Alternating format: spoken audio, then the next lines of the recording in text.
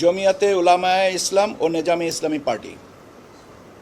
এই হচ্ছে আমাদের রাজনৈতিক দলের নিবন্ধন সংক্রান্ত তথ্য।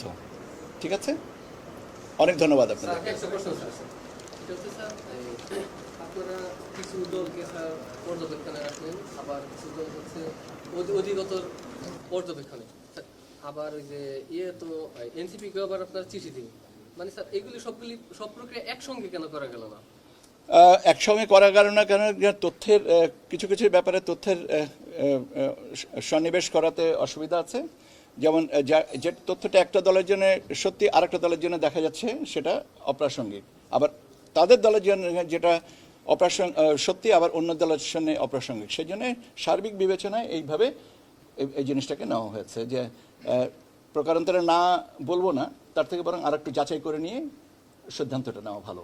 মানে সবগুলো প্রক্রিয়া একসঙ্গে করা যেত কিনা? একই তোর সাথে করতেছি, একই সাথে বিজ্ঞপ্তি।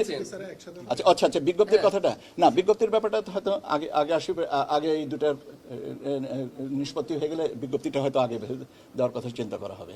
কাজে বিজ্ঞপ্তি হয়তো কয়েক দফায় যাবে, হয়তো যাবে, আমি ঠিক সিদ্ধান্তটা বলতে পারছি না। সেটা হচ্ছে যে প্রথম 3টা দল বললেন অধিকতর পর্যালোচনা, পরে আবার 9টা দল বললেন, এই 3টা আর 9টার মধ্যে পার্থক্য কিছু আছে।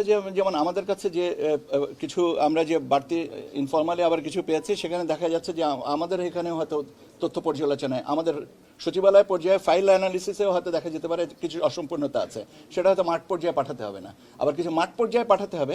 এইভাবে আমরা ক্লাসিফাইটা করেছি, এটা মাঠ এবং সচিবালয়ের বিন্যাসটা, এই জন্য ভাগটা, এইটা হচ্ছে ভাগটা।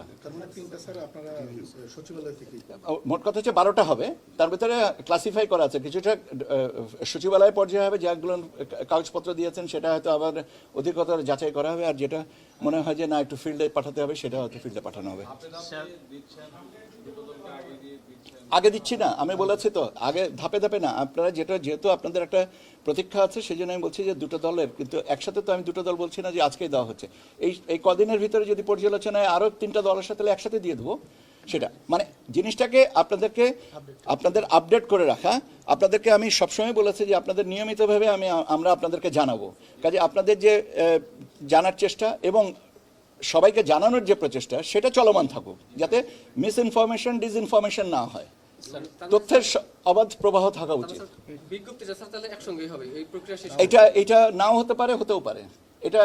এটা যদি এখন আগামী আমরা যে 4 দিন ছুটি, এই 4 দিন ছুটি প্রকারান্তরে আমরা অনেকেই কাজ করব, এর মধ্যে যদি দেখা যায় যে একটা বা দুইটা ঠিক হয়ে গেছে, তাহলে আমরা সেটার সাথে দিব।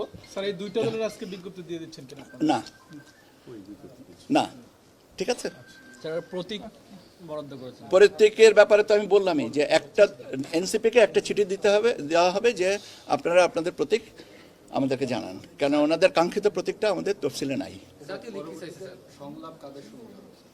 আজকে এই পর্যন্ত বলি, সংলাপের ব্যাপারটা যেহেতু ছুটির পরে হবে, আরেকজন ভাই শূন্যস্থান, তো এটা তো শূন্যস্থান পূরণ হবেই।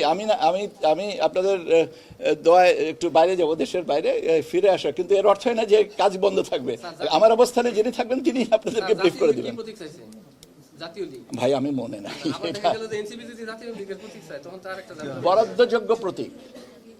বরাদ্দযোগ্য প্রতীক এখন কে কোনটা চাইবে না চাইবে এটা তো আমি এই মুহূর্তে বলতে পারতেছি না।